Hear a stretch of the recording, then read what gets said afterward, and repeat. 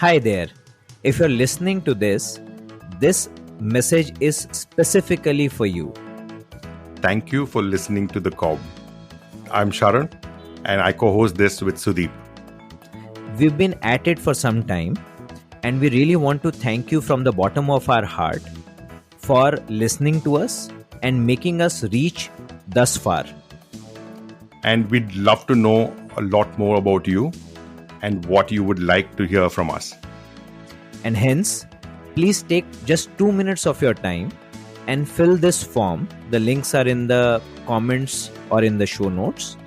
It will help us recognize who you are and also get your expectations so that we can craft the podcast content to satisfy those expectations.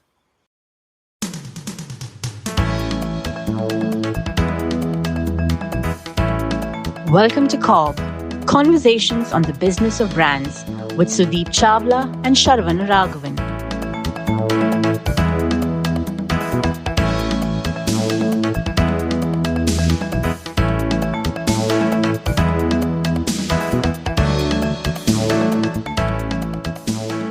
I keep saying that marketers don't do too much in their jobs anyway. And today you picked a topic that's even more demotivating for a lot of marketers. To say you cannot grow fast in marketing. Why is that? The reason I picked this topic, Sharan, was not to discourage marketers, but to make them aware that the way their careers are shaped, the way I'm seeing a lot of careers getting shaped of young marketers, they face a pivotal moment once they are a year or two into their marketing stint. And I want them to approach that pivotal moment with utmost care and in the most deliberate manner. Therefore, I want them to register this fact that fast growth, as it is perceived by a lot of people within the organization, might not be in their best interest. When you say you can't grow fast in marketing, can you elaborate on that bit now to say what exactly is fast growth? Promotions? Yeah. Okay. So, all kind of organizations where people, there are a lot of organizations now where people directly start in the brand teams. But in a lot of other places, people start in the sales team or the operation team. And then they move to head office and they become a part of the brand team or the marketing team or the product team, etc. More often than not, after spending about a couple of years, you get an opportunity to go back to business or sales or operations, as the case may be, in a slightly senior role. Learning marketing takes, in my opinion, many learning cycles. The concept of learning cycles was introduced to me by an ex-boss of ours. Both of us know him, Mr. Chandramouli Venkatesan. Right. And he spoke about the fact that you learn marketing by not only participating in a particular project from ideation till execution to its review to deriving learning out of it and making improvements to it, but also by seeing it from different vantage points. Being in the same organization, you might be in a different brand, you might be in a different role, and therefore you would see that brand from that vantage point. Okay. Yeah. And that kind of gives you a fairly rich perspective about the brand or the growth levers or how growth levers pan out over a period of time, etc., etc. And his point was that it takes you at least 2 to 3 years to complete a learning cycle within a brand when you're handling a brand. Now, depending on what your brand tasks are, it might just be to accelerate growth, kickstart growth, gain market share, launch, variant, etc., etc. All of these will require you to, really start from the core fundamentals and take it to a stage where you have an offering, you create a proposition, you launch it, do a pilot launch, learn from there, do a national launch, learn from there, keep improving, at least put the brand on a perpetual growth path. Right. And my hypothesis to you and to the listeners of this podcast is that every marketer should keep evaluating whether they have completed sufficient number of learning cycles or not. Hmm. Okay. Yeah, there is no fixed time to it. When would your Okay. learning cycle start, when would it end? And hence, if after the first couple of years you have to evaluate whether you have completed a couple of learning cycles or not, Hmm. it is quite possible that some of your colleagues may have and you Okay. might not have. That becomes a time where your call about your career ahead might start differing from your colleagues. Hmm. Okay. Your call about your career. Okay. And your career paths might start becoming divergent. Yeah. Hmm. And therefore, for a temporary or a brief moment, you might think that you're not moving fast enough. Right. But my assurance to everybody is that if you really want to learn marketing and you really are interested, then it'll take time. Hmm. You must be willing to spend that extra bit of time. That's a lot you've said there, Sudeep, at the beginning. And let me just unpack it a little bit. Huh. You're saying the limited time in marketing will not give you the marketing skills, enough marketing skills, or train you enough to move to the next rung. But isn't that in conflict with a lot of the HR people putting pressure on people who moved from sales to marketing to move back to sales as soon as possible? You disagree with that? One has to start visualizing these as parallel career streams. There Okay. is a career stream where somebody, who has done a sales or an operational role Hmm. gets flavor of marketing and therefore builds a wider perspective and goes back to a sales or an operational role. Got it. Got it. That's one way of building careers, and there's nothing wrong with that. Right. Then there are people who would want to build a deeper understanding of marketing and might want to therefore build a marketing role, Hmm. marketing Got it. career. And Understood. it is not one size fit all. Got it. So let me ask another question on the same point. We both have worked in organizations which have got this wide hierarchies and structures where you move from sales to marketing. Today, I see a lot of people, especially the younger marketers who are starting out, spend say about 4 to 6 months in a startup and then move on to the next role, saying I'm as the head of marketing for another startup. So, does that help them at all? I think I would again, not comment on designations, Okay. given that startups, maybe media, etc., move at a significantly higher pace. Hmm. Each one of them also has to evaluate whether they have got exposure to sufficient learning cycles or not. Got it. So the learning cycle itself could be shorter or longer depending on what your business, what organization you're working in. Correct. Right. Correct. That's a brilliant point. So what, let's say FMCG, which contrary to its name, usually is the slowest moving when something new comes up, right? So there, your learning cycle could be a year, could be two, could be even three, depending on the marketing objectives your brand has got. But in a startup, when there are multiple priorities happening at the same time, your learning curve could be a lot steeper, and therefore your learning cycle gets completed faster. Yeah. Yeah. Yeah. So the other point you made was that, are you saying that when you spend longer time in marketing is when you have the opportunity to cover the same or multiple brands from different angles and therefore get a well-rounded marketing experience? Yes. Yes. I believe that marketing also is divided into multiple sub subjects, Hmm. and one would need decent amount of exposure to each one of those aspects to build sufficient learning expertise, etc., to become a well-rounded marketer, Got and it. Got hence it. the proposition. I think that makes perfect sense. But now I'm going to push a little further for a word that we've been using repeatedly. What is a learning cycle?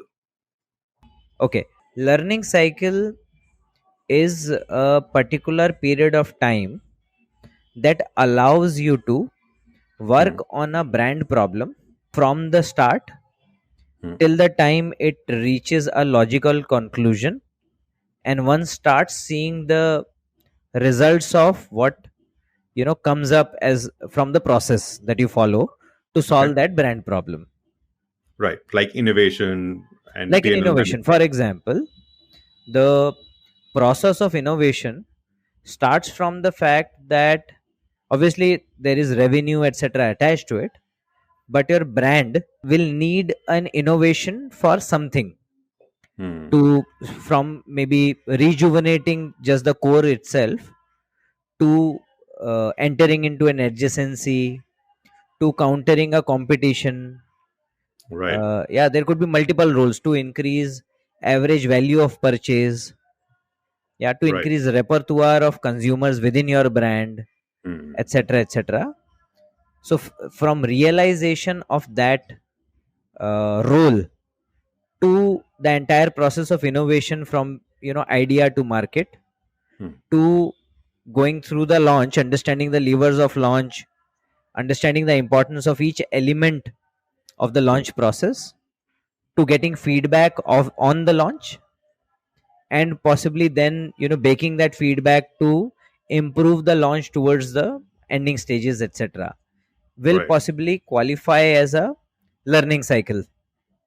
Got it. So, in your experience, how long does the learning cycle take? Because I have worked in FMCG, I can say for sure that in an FMCG, it is definitely not smaller than 2 years. Okay. Yeah, that's the least that it'll take. The reason I say the least is because I think when somebody moves into a brand role, Hmm. there is a lot more to chew on and tackle with before you even get on to a brand task. Hmm. Yeah, so it therefore at the very least it could be 2 years, it could definitely extend to 3 to 4 years. Wow. 3 to 4 years. Yeah, So, okay. Can I say this then? If you're in the same role for more than 3 years, then you must be worried as a you could marketer. be, and I you might be doing the same role, or you Mm-hmm. could be doing a parallel role fit for two different brands. Hmm. Yeah, nobody's asking you to do the exact same role or handle the exact same brand for Hmm. four Got it. years You could possibly therefore do two learning cycles in two different brands. Understood. Yeah, Understood. so that also works. Perfect. Okay. Now let's break it down even further. Yeah. What happens in the first learning cycle or the second learning cycle, or let's even break it down to years? What should a marketer look to learn in their first year and the years following to complete this learning cycle? Okay, so let me start first with a disclaimer or a qualifier, that Right. when I talk about marketing here, I am talking about a typical FMCG marketer, Okay. which is a brand manager and product manager rolled into one, Hmm. and growth manager rolled into one, Right. right? In a typical startup space, a lot of the times these are segmented Especially in the tech space. in the tech space, and a lot of the brand management work is kind of centralized with one team, while Right. product work is distributed. Right. And within product work, I think then they have growth guys and the customer experience guys and the tech Yep. guys. Don't worry. We're going to Yeah, put everybody back onto the Lijo Isaac episode we did. He's yeah, gone into detail about what each of these roles are about. So c- I think correct. listeners should just click in the show notes for the episode we had with Lijo Isaac, and he's a product marketing maverick. So we should just Therefore, from an FMCG perspective, hmm, I can say that once you move newly into the marketing role, first, as I said earlier in one of the previous episodes, you have to guard against just being busy versus being productive. So you are obviously unnerved with the kind of pace and the kind of floozy work description that you have. You have to contend with the slightly loose job description, longer hmm, lead times, lack of daily follow-ups etc, and hence you take a little bit of time to try and understand what you're exactly supposed to do. got it. And I found that broadly there are two big streams within Hmm, marketing. hmm. The first stream is product life cycle management. Okay. Yeah, just understanding what are the different stages of a product, where exactly does your product lie Hmm. at that particular stage, what are the different growth levers that the product can experience, Hmm. which one of these growth levers can you influence directly, which Hmm. one of these you can influence indirectly. Got it. Yeah, you will also start discovering that in this particular role, while you can move a few things, finally the rubber hits the road only when you build a good strong cross functional team and Hmm. an effective relationship with sales or the operations team. Right. So therefore you master that art as well in your Hmm. first phase. So Hmm. you're doing product lifecycle management, you're understanding levers of growth, you possibly started impacting some of the levers of growth, you build effective relationships with sales and cross functional teams, Right. and while you're doing this you're also understanding basics of branding or brand Hmm. management. Right. You're getting introduced to them. Yeah, Hmm. more often than not you will find people senior to you will be directly working on them, and you will be sitting in those forums just absorbing. A significant amount of your time is spent in planning and executing slightly more tactical tasks Hmm. to solve for Got it. the brand growth in the next 3 months, 6 months, or year. Right. And this is the time you also spend learning core marketing skills and therefore learning from the cross functional stakeholders also. Yes, yes. Also, meeting your consumers, Hmm. starting to develop some understanding of what your brand is, what does it mean to the consumer. It doesn't Right. matter what it means to you. Right. So, you start understanding all of this in this initial phase. So, in my experience, usually this phase at least takes 6 to 9 months Oh, yeah. or Agree. sometimes a year. I would even call it the honeymoon phase of a marketer's career if you choose to look I at it would, that way. I don't know, I would not, but honeymoon phase is supposed to be peaceful, enjoyable, etc. I would rather say this phase actually, for even for me, was very unnerving. Right. I was totally out of my comfort zone. I Right. had Right. no That's clue what true. I was doing. You start doubting your career choices, but it's a foundational phase where Right. you also discover whether you really want to do this kind of a job or not. Got it. So this, I mean, why I call it the honeymoon phase also is because when you're the new person on the brand, everybody in the system, or rather most of them, would know more about the brand than you would.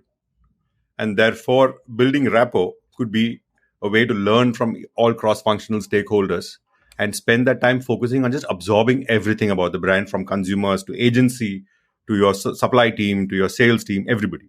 Yeah, precisely. So having that effective relationship is critical.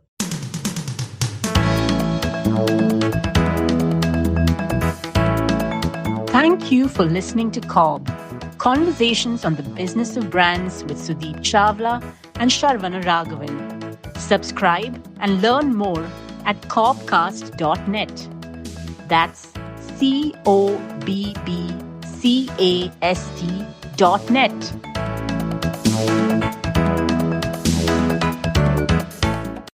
Now, after the first 9 months to 1 year, what happens next? So next is, now that you've discovered what are the growth levers of the brand, Hmm. yeah, and once you've got a little bit of a handle on your tactical growth levers, you have built effective relationships, so therefore you don't need to spend as much time driving execution. Hmm. You are now leveraging other people to do that, whose core job is to do that. That is when you then get the time, attention, etc., to focus on the long term growth creators for the brand. Hmm. Yeah, so you therefore start moving from product management to brand management. Got it. Okay. Yeah, so therefore the brand thinking starts. You Hmm. start evaluating how is the brand perceived and how do I take it to the next possible level, how do Hmm. I leave it in the better shape than I found it. Yeah, and therefore what are the key things that I can do on innovation side, varianting side, communication side, etc., Right. etc. So, Yeah, do you move away from the tactical stuff, or do you continue to do the tactical you also? have to do the tactical stuff, that can't go away Okay. at all, because that Hmm. is what keeps the brand chugging along in the next quarter or the next half. Right. But you find yourself becoming efficient at running it without Hmm. necessarily investing a lot of time into it. Got it. It just becomes faster and therefore frees up your time to focus on the Yeah, strategic yeah, objectives. you become more efficient. Got it. Yeah, Now you want to become more effective. Okay, got it. Yeah. So therefore, you start understanding the role and the relative importance of long term tasks. Hmm. You start managing your tactical and strategic tasks very well. Hmm. And then you work on the strategic tasks. They obviously take time because strategic tasks mean moving big things Right. where you need wider alignment, conviction creation. This is where what I say that marketers sell conviction. So Right. this is where your skill gets tested, whether you're able to generate that much amount of conviction or not. Right. Uh, and hopefully through this process, you create a lasting impact on the brand. Hmm. Uh, and in the process build significant amount of learning. Hmm. Got it. Yeah, And learning would be your ability to build the conviction before you sell the conviction. a lot of them, how Hmm. to build conviction, how to sell it, uh, how to judge your conviction early on, Hmm. uh, how to build the right set of convictions, uh, what are the key things to pick up, what are the key things to leave, Right. etc, etc. So there's no, I can't really bracket them in one particular pocket, but there'll Got be it. just immeasurable number of learnings Hmm. that you get through this process. Right. uh, So, so there is product, there is brand, hmm. and then if you work on a product which is one of the leader brands in the category, then you also get to work on the category. Hmm. Yeah, where Category you building are not becomes just the working objective. on your brand fundamentals, but you are also looking at category levers Got it. and trying and seeing that how can you expand the category levers, how can you Hmm. impact them via your brand, Yeah. but Because creating when the you're the category. category leader, then your Yeah, job is to grow the category also. So yeah, that's the job you take on. yeah, yeah, yeah. Got it. So this seems fairly deep, Sudeep, as in the list that you said after the first year. And how long should it take? I know different industries, you said, have different learning cycles, but this level of in-depth understanding seems pretty time consuming for anybody to build up in any industry. So how long do you think this should take, Now, FMCG or again, otherwise? same thing. I would say it is. I would not measure it in terms of time. Hmm, It okay. is very very effort consuming for sure, because you have to Hmm, do it. No amount got of it. PowerPoint presentations can give you those learning. Okay, got Yeah, it. So it is for the marketer to judge for themselves whether they've got all the learning they need to get. correct. Correct. But again, after the first year, when you start working on your brand tasks, Hmm, it'll take you at least 18 months to 24 months to land it. hmm. Yeah, Yeah. So therefore, the total cycle has now gone till about 3 years. sure. Right now, then suppose you then move to a slightly more senior role within marketing, you start handling category with Hmm, multiple brands, etc., etc. Therefore, then that adds to this particular cycle. But right, the core cycle, I at least see at least 2 to 3 years, right. uh, is in a regular FMCG kind of a setup. Got it. So now you explained what a learning cycle is and the different stages of the learning cycle. You touched upon having autonomy or autonomy over your career, which I thought was very empowering. So, how does the learning cycle lead to this empowerment, and what should marketers do with this empowerment? So, if you're now aware of what all you want to learn before you move out of this stint, Hmm. so therefore now you've taken charge of your own learning, Hmm. and now that you've taken charge of your own learning, therefore you've started to take charge of your career. Got it. Yeah, Okay. you don't want to uh, move from a particular career before you've got the juice out of it. Got it. Yeah, so then the key point there will be that you have to keep asking yourself this question. The answer to that question actually will only be known to you or your manager possibly. Right. Yeah, everywhere else in the system they will say, okay, this guy spent 2 years, we can offer this particular role to him or her, Hmm. and you have to therefore generate that answer for yourself. As in, say yes or And no to the role being offered. yeah, and once you do that, uh, then you take charge of your learning cycle and your career. You actually decide whether it's the right time to move or not, or you can Okay. inform the organization that these are the particular things that I have not learned yet. Hmm. Is there a role that I can do where I can get an accelerated access to some of these, Hmm. or tell them that this is the kind of learning that I need before I decide to move on to the next phase of career in my life. That's very magnanimous, but talking from a very instinctive perspective, wouldn't saying no to a new role peg you back in your career versus your peers? Perceivably, yes. Okay. Yeah, you might find that some of your batchmates, some of the people who joined along with you would seem to move ahead, but now that I've spent 16, 17 years in the industry, Hmm. I can tell you that the purpose of work after a point in time is to do things that you love doing rather than just moving vertically. If you're moving vertically into roles that you don't enjoy doing, you will find yourself in a very, very bad place. So, therefore, the sooner we start realizing what we enjoy doing, we must try and immerse ourselves to the best possible extent within that area and get the best learning opportunities that are available within that. Wow. I think this I think this is a very, very strong point, right? Because when offered a role, I mean, unless you're a really bad performer, you never really offered a parallel role or rather equal role. It's usually a step upward. And to have the maturity and even the guts to say no to a step up because you need to spend more time here takes a lot of courage to do that, doesn't Uh, it? Actually, if you ask me, Sharon, my experience with the current generation of managers that I'm seeing in marketing now is pleasantly surprising on this front. Really. They are much less insecure Wow. as compared to previous generations.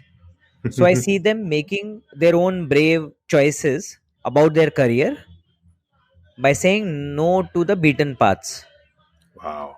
So therefore, I see encouraging signs there. Right. However, today's day and age also brings plethora of choices. Right. So while you are daring enough to make your choices, the choices have increased significantly, such that it is becoming difficult to separate the right Right. choices from the wrong ones. Obviously, it takes a lot to say no to a role, etc. And you Right. say no only when you have a specific reasoning. Okay. Do you have a framework or a guideline to when you should say no to an advancement in career? If you start learning, or if you start realizing that this is something that you love doing, if you see somebody who has followed a similar path and you want to emulate them, Hmm. those are signs that you can now start thinking about learning cycle and Hmm. what do you want to learn out of this particular area of operation or this stint.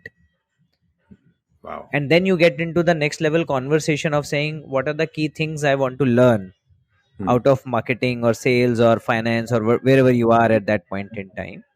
Right. So you should be clear about some facets aspect, discuss it with your manager. I'm sure Hmm. you will have a lot of well meaning people around you, so it is always great to have that discussion. They will also share their perspective, and accordingly you can start making career choices. That's brilliant, Sudeep. I think this last bit that you spoke about, the framework of why you choose to stay back in a role, I think it takes a lot of courage, but you've given a lot of perspective. And it's encouraging even for me to know that the current generation of marketers are not necessarily just vertically inclined. They're looking at all other aspects. So let me ask you a question about your career. When was the time that you took charge of your career and asked for a specific role or said no to a role that was offered to you? So when I was part of the marketing team, every year after the first 2 years had crossed within marketing at Mondelez, Right. there used to be a conversation about would one be ready to go into a sales leadership role, take Hmm. the next step, etc., etc. At that time, my choices were governed by two factors. One, obviously, I wanted to learn more, get more exposure. Hmm. Number two, I was thoroughly enjoying what I was doing.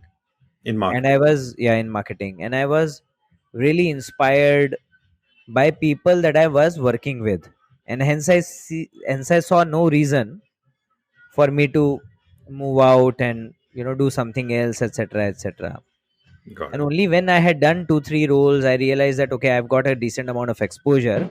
Did I Hmm. myself I opted for a sales leadership role. Hmm. Okay. Did you ask for it? A I sales did. leadership I did. role? Oh, I wow. did. I did. Yes. Brilliant.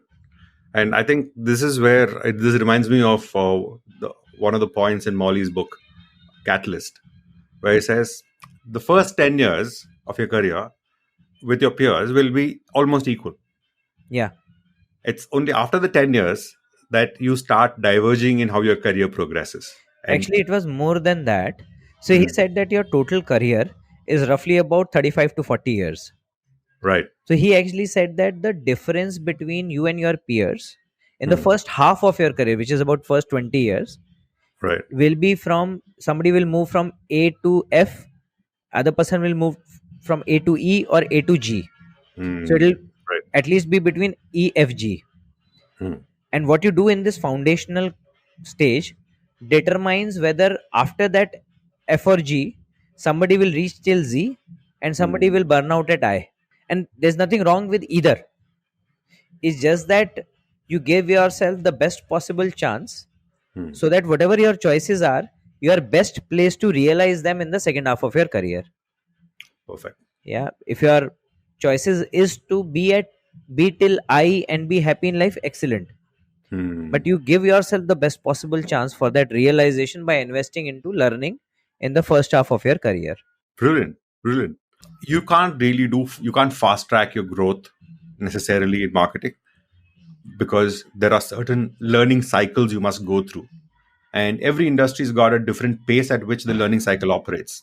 And you must go through a few learning cycles to make sure you're well rounded in marketing before you move on to the next role. And you further went on to say there are two stages to the learning cycle. One is the first 9 to 12 months, where you're doing a lot of tactical stuff.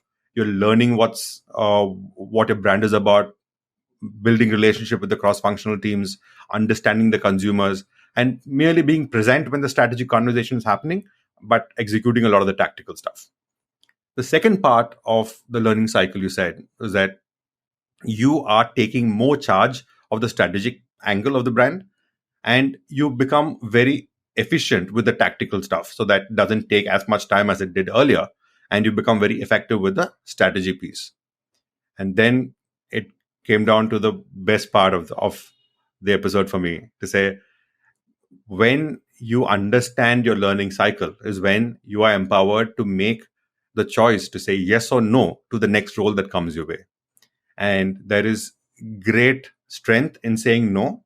And the reasons for you to say no to a new role is if you're loving the job, you find inspiration in the people you're working with, and you're pretty secure about your career path, and you're not necessarily in the rat race just for the rat race. You're looking for learning and to be a well-rounded person.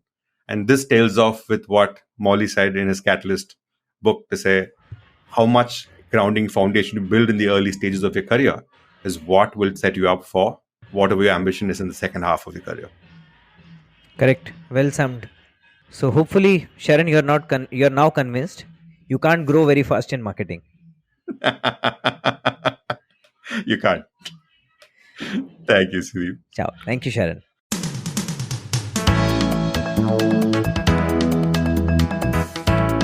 Thank you for listening to CoBB, Conversations on the Business of Brands with Sudeep Chawla and Sharvana Raghavan. Subscribe and learn more at cobcast.net. That's CoBBcast.net.